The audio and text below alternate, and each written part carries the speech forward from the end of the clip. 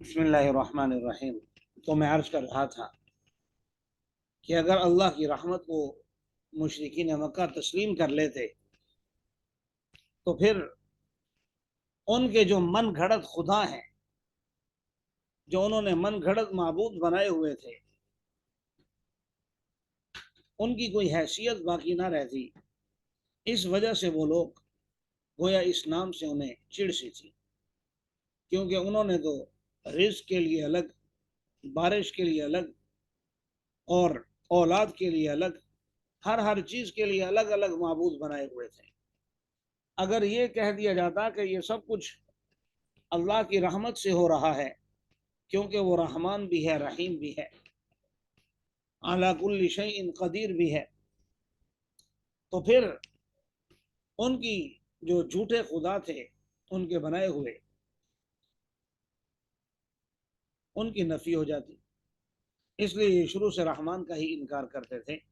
تو اللہ تبارک و تعالیٰ کی ذات پر قربان جائیے، اللہ تعالیٰ نے اس نام سے گویا پوری صورت ہی نازل کر دی۔ الرحمن علم القرآن خلق الانسان علمہ البیان۔ رحمان ہی تو وہ ذات ہے جس نے قرآن سکھایا، قرآن کی تمہیں تعلیم دی، انسان کو پیدا کر کے علمہ البیان، اسے بات کرنے کا انداز بھی سکھایا، بیان کرنا سکھایا، یعنی اپنا ما فی الضمیر لوگوں کے سامنے رکھنا بھی اسے بتایا۔ الشمس والقمر بحسبان، سورج اور چاند ایک حساب سے چل رہے ہیں۔ والنجم والشجر یسجدان، اور ستارے اور درخت سب کے سب اللہ کے سامنے سجدہ ریز ہیں۔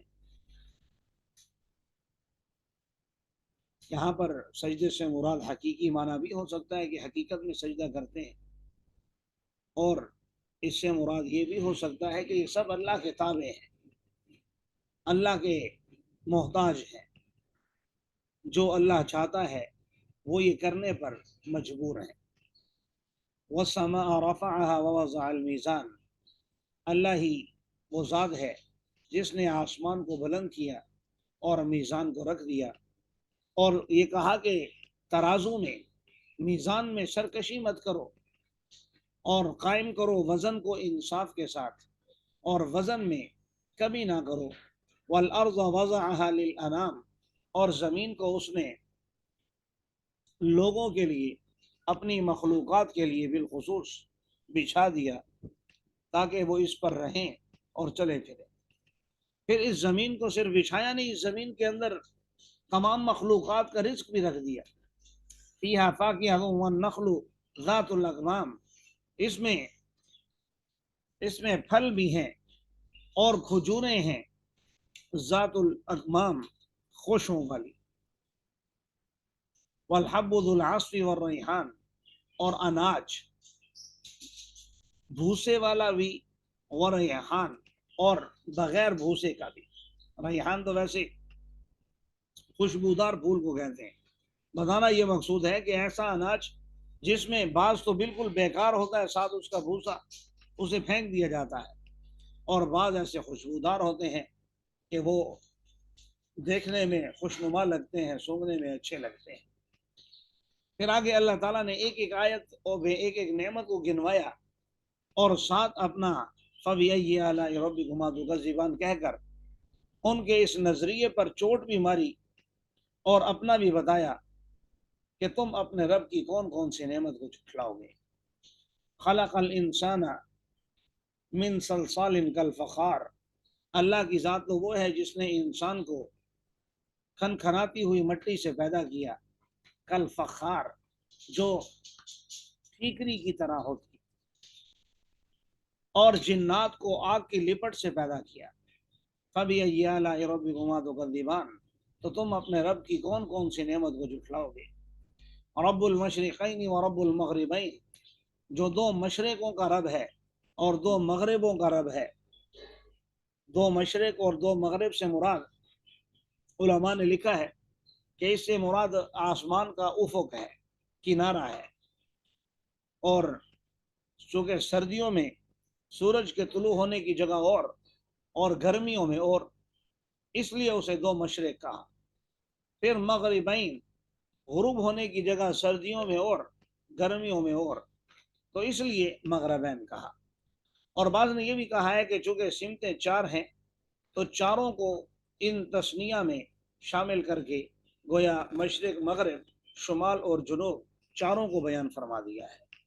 جیسا کہ آپ نے پڑھا ہوا ہے، شاید پہلے بھی میں نے عرض کیا تھا کہ سورج اور چاند کو قمرین کہتے ہیں، حالانکہ چاند تو ایک ہے لیکن سورج اور چاند دونوں کو ملا کر قمرین کہہ دیتے ہیں۔ حضرت ابو بکر اور عمر رضی اللہ تعالیٰ عنہ کا تذکرہ ہو تو دونوں کو ملا کر عمرین کہہ دیتے ہیں، دو عمر، حالانکہ حضرت ابو بکر اور عمر اور، لیکن بہرحال کلام میں اس طرح۔ بلکہ ایک اور واضح سی مثال جو ہمارے ہاں اردو میں بھی استعمال ہوتی ہے، والدین، والد کا تثنیہ ہے والدین، تو حالانکہ دو والد نہیں، مراد اس سے والد اور والدہ، لیکن استعمال یہ لفظ ہوتا ہے والدین۔ تو اسی طرح مشرقین اور مغربین۔ فرمایا فَبِأَيِّ آلَاءِ رَبِّكُمَا تُكَذِّبَانِ، تو تم اپنے رب کی کون کون سی نعمت کو جھٹلاؤ گے۔ مرج البحرین یلتقیان، دو سمندر جو آپس میں مل کر چل رہے ہیں، اللہ تبارک و تعالیٰ نے دو سمندر آپس میں چلائے ہوئے ہیں، بینہما برزخ، ان کے درمیان ایک آڑ ہے، لا یبغیان، دونوں اس آڑ سے، اس حد سے تجاوز نہیں کرتے۔ ایک طرف میٹھا پانی ہے، ایک طرف کھارا پانی ہے، لیکن خدا کی قدرت کے دونوں آپس میں ملتے نہیں ہیں۔ فَبِأَيِّ آلَاءِ رَبِّكُمَا تُكَذِّبَانِ، تو تم اپنے رب کی کون کون سی نعمت کو جھٹلاؤ گے۔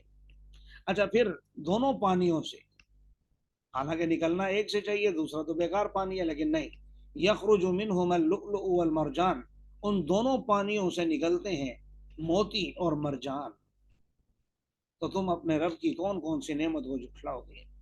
وَلَهُ الْجَوَارِ الْمُنشَآتُ فِي الْبَحْرِ كَالْأَعْلَامِ، اور اسی کے لیے بڑے بڑے جہاز ہیں سمندر میں، کالاعلام، ایسے اونچے ہیں جیسے پہاڑ ہوں، اتنے بلند و بالا۔ اللہ چاہے تو غرق بھی کر سکتا ہے، پانی کے اوپر تو ہلکی سی کوئی چیز آئے ڈوب جاتی ہے، لیکن اتنے بڑے بڑے جہاز مثل پہاڑوں کے کھڑے ہوئے ہیں، ڈوب نہیں رہے، اور صحیح سلامت آپ کو ایک جگہ سے دوسری جگہ لے جا رہے ہیں۔ تو فرمایا فَبِأَيِّ آلَاءِ رَبِّكُمَا تُكَذِّبَانِ، تو تم اپنے رب کی کون کون سی نعمت کو جھٹلاؤ گے۔ كُلُّ مَنْ عَلَيْهَا فَانٍ وَيَبْقَى وَجْهُ رَبِّكَ ذُو الْجَلَالِ وَالْإِكْرَامِ، ہر چیز پر فنا ہے، ہر چیز ایک دن ختم ہونے والی ہے، لیکن آپ کے رب کا چہرہ، آپ کے رب کی ذات باقی رہنے والی ہے جو عزت اور جلال والی ہے۔ فَبِأَيِّ آلَاءِ رَبِّكُمَا تُكَذِّبَانِ، تو تم اپنے رب کی کون کون سی نعمت کو جھٹلاؤ گے۔ اسی سے مانگتی ہیں وہ تمام مخلوقات جو آسمانوں میں ہیں اور جو زمین میں ہیں، کل یوم ہوا فی شأن، اور وہ ہر وقت کسی نہ کسی کام میں ہوتا ہے۔ شان سے مراد عام ترجمہ شأن سے آپ کی شان اقدس بھی ہے کہ ہر وقت اس کی ہر دن ایک نئی شان ہوتی ہے۔ اور بعض نے یہ بھی کہا کہ وہ ہر وقت اللہ جل جلالہ کسی نہ کسی کام میں بزی ہوتا ہے، بلکہ اگلی آیات اسی پر دلالت کر رہی ہیں کہ یہی ترجمہ یہاں پر مراد ہے۔ فَبِأَيِّ آلَاءِ رَبِّكُمَا تُكَذِّبَانِ، تو تم اپنے رب کی کون کون سی نعمت کو جھٹلاؤ گے۔ سَنَفْرُغُ لَكُمْ أَيُّهَا الثَّقَلَانِ، عن قریب ہم تمہارے لیے اپنے آپ کو فارغ کر لیں گے، اے دو بوجھل قافلے والو۔ دو بوجھل قافلوں سے مراد آگے آ رہے ہیں انسان اور جنات ہیں، کیونکہ اس کائنات کے اندر صرف یہ دو مخلوقات ہیں جو مکلف ہیں۔ مکلف کا مطلب اپنے اعمال کی، ان سے سوال ہوگا، پوچھ گچھ ہوگی۔ تو یا معشر الجن والانس ان استطعتم ان تنفذوا من اقطار السماوات والارض فانفذوا لا تنفذون الا بسلطان، اے جنوں اور انسانوں کی جماعت، اگر تم استطاعت رکھتے ہو کہ آسمان اور زمین کے کنارے سے نکل جاؤ تو نکل جاؤ، تو نکل جاؤ، لیکن تم نہیں نکل سکتے الا بسلطان، مگر کسی دلیل کے ذریعے، یعنی ہدایت حاصل کر کے، کوئی اچھا عمل کر کے، کوئی نیکی کر کے کسی دلیل سے ہی بچ سکتے ہو، وگرنہ تم جہنم کی آگ سے نہیں بچ سکتے۔ یرسل علیکما شواظ من نار ونحاس فلا تنتصران، تو اللہ کی ذات تو وہ ہے، چھوڑ دیا جائے گا تم پر آگ کا شعلہ اور ونحاس دھواں، فلا تنتصران، اور تم دونوں جماعتیں، نہ انسانوں کی نہ جنات کی، تم دونوں اس کا مقابلہ بھی نہیں کر سکتے۔ ان سے انتقام بھی، اللہ سے بھی، اللہ سے ظاہر ہے کون انتقام لے سکتا ہے۔ مقصد یہ کہ اس آگ اور دھوئیں سے جو قیامت کے دن تمہیں ہوگا، اس سے تم بچ نہیں پاؤ گے۔ فَبِأَيِّ آلَاءِ رَبِّكُمَا تُكَذِّبَانِ، تو تم اپنے رب کی کون کون سی نعمت کو جھٹلاؤ گے۔ فَإِذَا انشَقَّتِ السَّمَاءُ فَكَانَتْ وَرْدَةً كَالدِّهَانِ، جب آسمان پھٹ جائے گا، یہ جو بار بار آ رہا ہے نا فَبِأَيِّ آلَاءِ رَبِّكُمَا تُكَذِّبَانِ، تو درمیان میں جن چیزوں کا ذکر ہے وہ اس پر دلالت کر رہی ہیں کہ اب تم جس حالت میں ہو تو بڑی نعمتوں میں ہو۔ اب آسمان صحیح سلامت ہے تو تم مزے میں ہو، اب آگ کے شعلے اور وہ دھواں اور یہ چیزیں نہیں ہیں تو تم مزے میں ہو، اب تمہارے پاس سنبھلنے کا وقت ہے، اس وقت تم اللہ کی نعمتوں میں ہو، راہ راست پر آ جاؤ۔ اس لیے بار بار کہہ رہے ہیں فَبِأَيِّ آلَاءِ رَبِّكُمَا تُكَذِّبَانِ، جب آسمان پھٹ جائے گا اور فَكَانَتْ وَرْدَةً كَالدِّهَانِ، اور سرخ چمڑے کی طرح سرخ ہو جائے گا، تو تم اپنے رب کی کون کون سی نعمت کو جھٹلاؤ گے۔ اس دن انسان اور جنات سے ان کے گناہوں کے متعلق سوال نہیں ہوگا، بلکہ اعمال نامے پیش کیے جائیں گے اور علامات سے یہ لوگ پہچان لیے جائیں گے۔ تو تم اپنے رب کی کون کون سی نعمت کو جھٹلاؤ گے۔ یعرف المجرمون بسیماہم، اس دن پہچان لیے جائیں گے مجرم لوگ اپنی پیشانیوں سے، اپنے چہروں سے، اور پیشانیوں اور قدموں سے پکڑ لیے جائیں گے۔ تو تم اپنے رب کی کون کون سی نعمت کو جھٹلاؤ گے۔ اعلان ہوگا یہ وہ جہنم ہے جس کو مجرم لوگ جھٹلایا کرتے تھے۔ یطوفون بینہا وبین حمیم آن، اب وہ ان کے اور آگ کے اور کھولتے ہوئے پانی کے درمیان ہی چکر لگاتے رہیں گے۔ تو تم اپنے رب کی کون کون سی نعمت کو جھٹلاؤ گے۔ وَلِمَنْ خَافَ مَقَامَ رَبِّهِ جَنَّتَانِ، اس شخص کے لیے جو اپنے رب کے سامنے کھڑے ہونے سے ڈرا، دو باغات ہیں۔ آگے پھر ان دو باغات کی تفصیلات ہیں۔ تو فَبِأَيِّ آلَاءِ رَبِّكُمَا تُكَذِّبَانِ، ذَوَاتَا أَفْنَانٍ، دونوں باغ، وہ دونوں باغ ہری بھری شاخوں سے بھرے ہوئے ہیں۔ تو تم اپنے رب کی کون کون سی نعمت کو جھٹلاؤ گے۔ فِيهِمَا عَيْنَانِ تَجْرِيَانِ، اور ان دو باغوں میں دو چشمے ہیں جو جاری ہیں۔ تو تم اپنے رب کی کون کون سی نعمت کو جھٹلاؤ گے، اور ان میں ہر قسم کے میوہ جات ہیں جوڑے جوڑے۔ فَبِأَيِّ آلَاءِ رَبِّكُمَا تُكَذِّبَانِ مُتَّكِئِينَ عَلَى فُرُشٍ بَطَائِنُهَا مِنْ اسْتَبْرَقٍ، اور وہاں اہل جنت ٹیک لگا کر بستروں پر بیٹھے ہوں گے جن کے استر، تکیوں کے، بستروں کے استر استبرق ریشم کے ہوں گے۔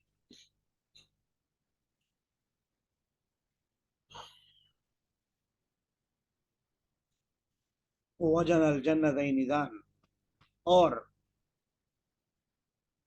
اس کے علاوہ یہ دونوں باغ، دونوں باغوں کے جو پھل ہیں، دھان کا معنی ہوتا ہے جھکا ہوا ہونا، جھکے ہوئے ہوں گے، بڑے بڑے پھل ہوں گے اور حجم کی وجہ سے وہ جھکے ہوئے ہوں گے۔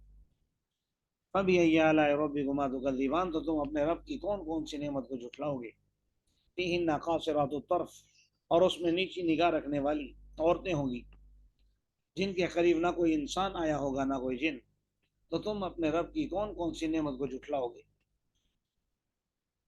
كَأَنَّهُنَّ الْيَاقُوتُ وَالْمَرْجَانُ، گویا کہ وہ یاقوت اور مرجان ہیں۔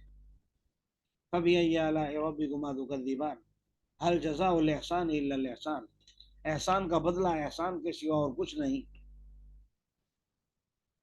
فَبِأَيِّ آلَاءِ رَبِّكُمَا تُكَذِّبَانِ وَمِن دُونِهِمَا جَنَّتَانِ، اور ان دو باغوں کے علاوہ دو باغ اور ہوں گے، تو تم اپنے رب کی کون کون سی نعمت کو جھٹلاؤ گے؟ مدہامتان، اور یہ جو دوسرے دو باغ ہوں گے یہ نہایت ہی سبز قسم کے ہوں گے، اور اتنی ہریالی اور سبزہ ہوگا کہ دیکھنے میں وہ سیاہ لگیں گے۔ فَبِأَيِّ آلَاءِ رَبِّكُمَا تُكَذِّبَانِ فِيهِمَا عَيْنَانِ نَضَّاخَتَانِ، یہاں بھی دو چشمے ہوں گے اور نضاختان ابلتے ہوئے، ان میں پانی چھلکتا ہوا اچھلتا ہوا ہوگا۔ فَبِأَيِّ آلَاءِ رَبِّكُمَا تُكَذِّبَانِ فِيهِمَا فَاكِهَةٌ وَنَخْلٌ وَرُمَّانٌ، اس میں بھی میوہ جات ہوں گے، کھجوریں ہوں گی اور انار ہوں گے۔ تو تم اپنے رب کی کون کون سی نعمت کو جھٹلاؤ گے؟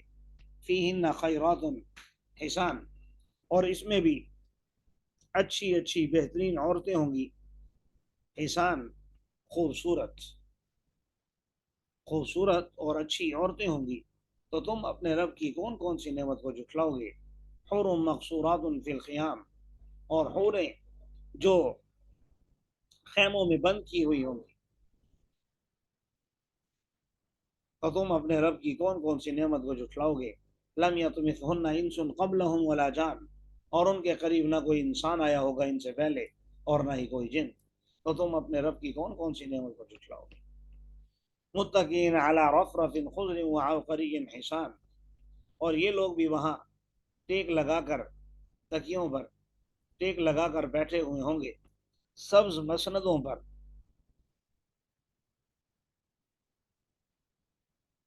جی وعبقری حسان، اور خوبصورت بستروں پر۔ تو تم اپنے رب کی کون کون سی نعمت کو جھٹلاؤ گے؟ تبارک اسم ربک ذی الجلال والاکرام، بابرکت ہے آپ کے رب کا نام جو عزت و جلال والا ہے۔ یہاں یہ جو لفظ ہے متکئین علی رفرف خضر وعبقری حسان، متکئین کا معنی تو پہلے اوپر کئی دفعہ گزر چکا ہے کہ ٹیک لگائے ہوئے ہوں گے۔ رفرف کہتے ہیں مسند کو، جو ایک بیٹھنے کی خاص جگہ ہوتی ہے، انسان کسی کے لیے بھی جو عزت والی جگہ بنائی جاتی ہے۔ اور خضر کا معنی سبز، عبقری کا معنی عجیب و غریب، نادر،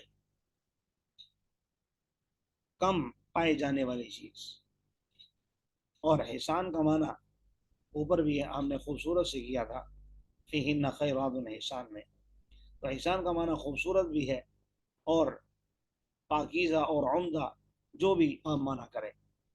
تو متکئین علی رفرف خضر وعبقری، سبز مسندوں پر ٹیک لگا کر بیٹھے ہوں گے اور خوبصورت اور عجیب و غریب جگہوں پر۔